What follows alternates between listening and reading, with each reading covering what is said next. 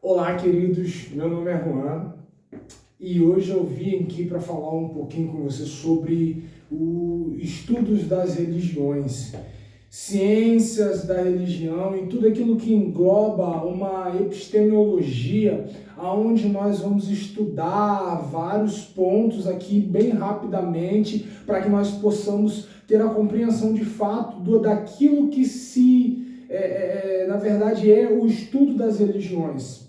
Então eu queria começar a falar um pouco, mediante daquilo que nós temos visto no dia a dia e aquilo que nós podemos conhecer, nem sequer pelo menos um pouco dos pensamentos e vertentes epistemológicas daquilo que engloba o estudo das religiões.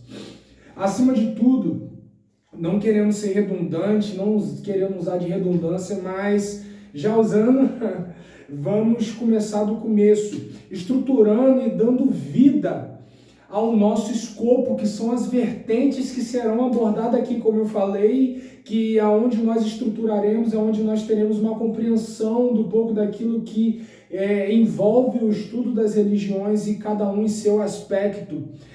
Começaremos aqui a falar em primeiro lugar sobre, de fato, o que é a epistemologia e o seu significado e qual a sua importância dentro do que falaremos. Então vamos lá. A epistemologia tem como sentido de trazer uma visão de forma geral em torno do determinado tema escolhido. Em exemplo, o nosso tema abordado aqui, estudo das religiões.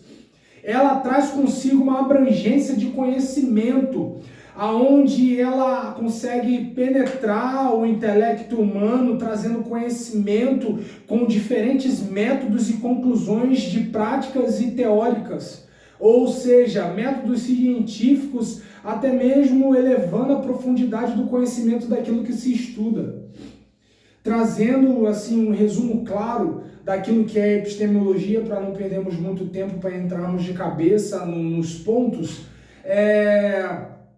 a epistemologia é o segmento que nos faz ter uma visão ampla, ou seja, uma visão holística de tudo que engloba aquilo que nós estamos estudando, fazendo-nos sair muitas das vezes do nosso mundo intelectual, apenas do nosso pensamento pré-formatado e adentrarmos uma nova ótica, alcançando um mundo de entendimento, um entendimento muito mais vasto e contundente, tendo muitas das vezes o domínio daquilo que nós estamos buscando e tendo conosco uma possibilidade de novas abordagens do determinado assunto que estamos dando atenção.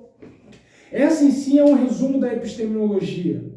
Ela nos faz ter um pensamento mais abrangente, ela nos leva a sair do nosso, entre aspas, do nosso gueto, daquilo que nós estamos acostumados, do nosso pensamento pré-formatado e faz-nos ter uma visão abrangente, faz-nos ter uma visão holística, olhando de cima todos os aspectos que envolvem aquilo que nós estamos estudando. Sendo assim, um dos vastos braços que a epistemologia dos estudos das religiões aborda é um funcionalismo, ou a visão sociológica de Émile Durkheim, e a respeito daquilo que tange o assunto da religião. Então, quero falar um pouquinho agora aqui do funcionalismo. O que envolve isso? O que engloba esse funcionalismo? O funcionalismo em si, ele tem por parte enfatizar que para haver um funcionamento saudável da sociedade, tem que haver harmonia junto da estabilidade social, tendo como base no seu conceito uma teoria sociológica. Tendo como base no seu conceito a sociologia, aquilo que envolve a sociedade em todos os seus aspectos e seu âmbito. Dentro da lógica de Durkheim, aquilo que estrutura e tem como função não são objetos que andam separados. Ou seja, a função e aquilo que traz a estrutura, elas não caminham separados, mas sim é necessário que elas andem juntos, para que exista uma lógica sociológica aqui e para que haja um equilíbrio de conceito na sociedade. Deve existir um consenso dentro dessa sociedade para que haja um equilíbrio. As suas narrativas e estudos influenciaram muitos estudiosos. O Émile Durkheim era um grande pensador da sua época e a partir das suas teorias e daquilo que ele falava foi influenciando muitos estudiosos. E um dos influenciados por Émile Durkheim foi o antropólogo Bronislaw Malinowski, e que tem como um prisma de uma visão funcionalista, visando a cultura que envolve a sociedade, ou seja, o prisma dele, dentro de uma visão funcionalista, ele visa as culturas que envolvem a sociedade, ele estuda em cima disso, ele busca entender os aspectos, aquilo que influencia mais, aquilo que influencia menos, mas tudo para chegar a um consenso comum, a uma ideia de equilíbrio social. Durkheim, ele criou algo chamado de totem.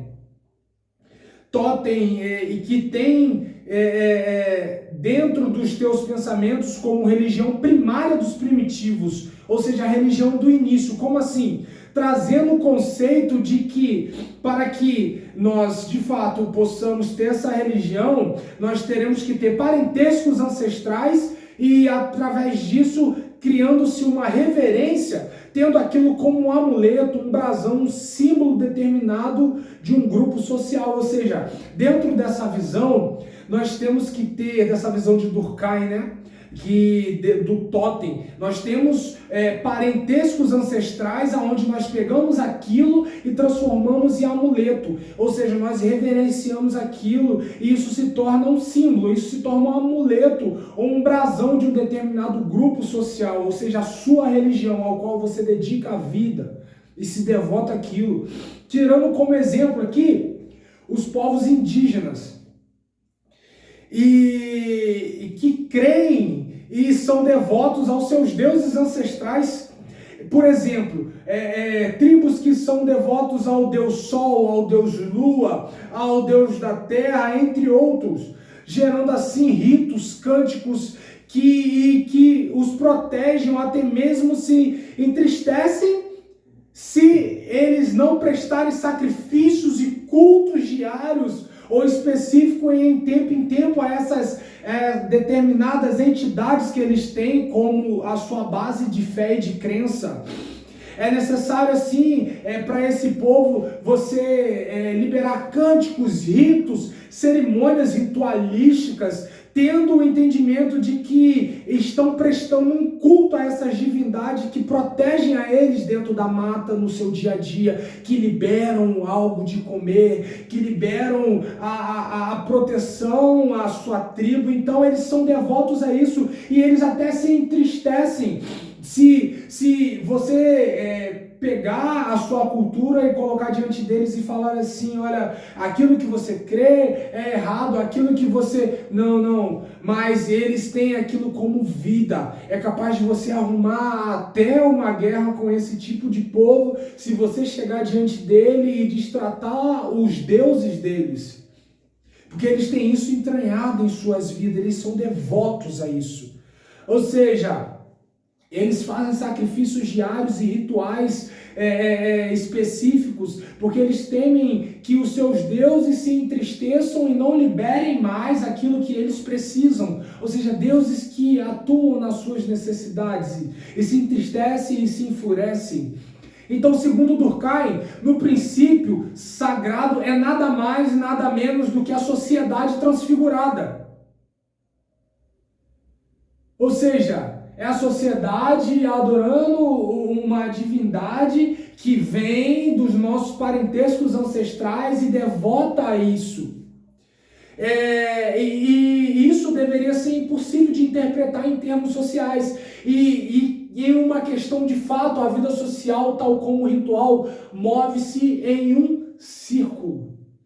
Você adora, você libera um sacrifício, o seu Deus, ele te recompensa porque você liberou um sacrifício e você fica feliz e isso acontece novamente. Você adora, o seu Deus fica contente, libera, através do seu sacrifício ele fica contente, libera sobre você a bênção, você fica feliz, isso se torna um ciclo, um ritual, isso se move dentro de um ciclo, essa religião.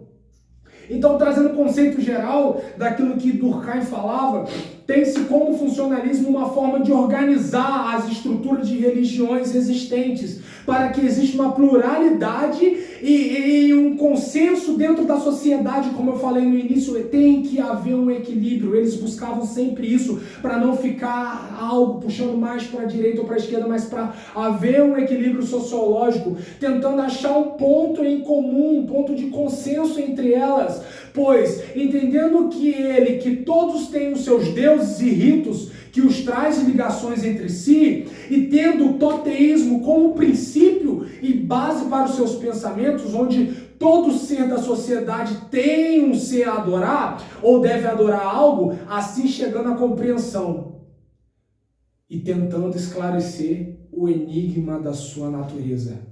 Durkheim, um grande pensador, um grande sociólogo do seu tempo, aonde ele buscava sempre ter o equilíbrio de tudo e explicar, estruturar as religiões aparentes, tendo como base o toteísmo, aonde ele cria nisso que nós precisávamos ter um parente ancestral, nós só temos a religião porque nós temos isso. Essa era a base de pensamento dele. E logo a seguir nós vemos dentro da psicanálise de Freud, aonde ele explorou os seus pensamentos, aonde ele criou também as suas teorias, muitas também com um ponto no funcionalismo, onde há consenso, onde há em comum as coisas, onde ele pegou a partir de Durkheim os seus pensamentos e enriqueceu com as suas teorias e colocou em prática, né? A teoria de Freud é um dos pensadores da psicanálise, tem como sua base de pensamento a religião como uma fuga de algo e que está centrada no consciente, que é ocasionada por remorso ou uma neurose chamada de complexo de Édipo. Ou seja, você não suportando um trauma, assim substitui isso por um símbolo, dando semelhança com o funcionalismo totêmico. Como eu falei, que há semelhança entre eles, você pegando isso e você colocando isso como seu amuleto, como seu símbolo, criando imagens e simbolismo de ancestrais, buscando sempre uma reconciliação com eles por remorso. Dentro de suas abordagens, Freud também tem a religião como uma ilusão e em um de seus escritos chamado O Futuro de uma Ilusão, procura responder o porquê os homens que tanto avançam na complexidade de suas relações continuam a depositar sua fé em algo que é etéreo quanto à religião, ou seja, algo que é passageiro, algo que nós estamos falando de coisas abstratas, algo que não é concreto. Se é uma ilusão, é porque está dentro do nosso pensamento, e nós só temos esse pensamento porque nós temos um trauma, e então nós criamos essa neurose, então nós necessitamos criar algo para nós adorarmos, sempre buscando uma reconciliação, como uma fuga daquilo que aconteceu. Então esse é o pensamento de Freud, é isso que ele tem em mente, é isso que ele busca, tratando a religião como uma ilusão, algo que parte da nossa psique, algo que parte de uma neurose que nós temos. Assim, continuando, para Freud, a religião tem como a sua centralidade de força gerar uma figura paterna, assim amparando aqueles que creem, trazendo uma forma de conduta moral que exerce a igualdade entre os homens, tendo como um dos seus pontos a vida eterna, tirando do meio dos seus a morte, ocupando-se em corresponder aos desejos de todos. Em sua concepção, dentro de uma visão psicanalítica, é uma total ilusão e que não passa de um avanço de um toteísmo religioso. Para Freud, a religião ela não passa, como eu falei novamente, de uma ilusão, não passa de um toteísmo onde nós pegamos algo, onde nós colocamos, nós temos um remorso perante aquilo, algo ancestral, algo que aconteceu. Ele apenas avançou um pouco a mais do que Durkheim, saiu da questão ancestralista e trouxe para a questão da neurose da nossa psique. Nós temos um remorso com aquilo, então através daquilo nós temos um prisma de criar um totem, uma imagem, um simbolismo para que nós possamos nos adorar e em busca de sempre uma reconciliação e através disso nós gerarmos uma fuga daquilo que foi passado. Então a religião para ele é uma fuga de um trauma, então nós criamos a partir disso uma ilusão e nós afundamos nessa ilusão. É basicamente isso que Freud ele explora, ele pensa, ele tem como seu pensamento. Ele quase basicamente explicou o Evangelho, né? O próprio Deus entra em missão e o ser humano o adora e ele envia o seu Filho para que todos se reconciliem consigo para um Deus que é Pai e que provê para os seus. Mas esse pensamento para ele eu acho que não convém porque ele cria que isso é tudo uma ilusão. Então, a partir disso, mais um que tem como seu prisma de pensamento aspectos do funcionalismo de Durkheim, como nós falamos lá no início, o marxismo de Karl Marx. O marxismo é apenas uma continuação daquilo que temos visto mediante os relatos da religião e a partir do ponto de vista do funcionalismo e da psicanálise, sendo impossível não citar os pais delas, Durkheim e Freud. Mas o marxismo vai além, trazendo consigo uma total abnegação daquilo que tange a religião e de fato o que ela é. Tendo em sua forma de pensar e teoria a religião como além de uma forma ideológica de manipular, uma forma de manipular por um jogo de persuasão sobre os fiéis que a credibiliza.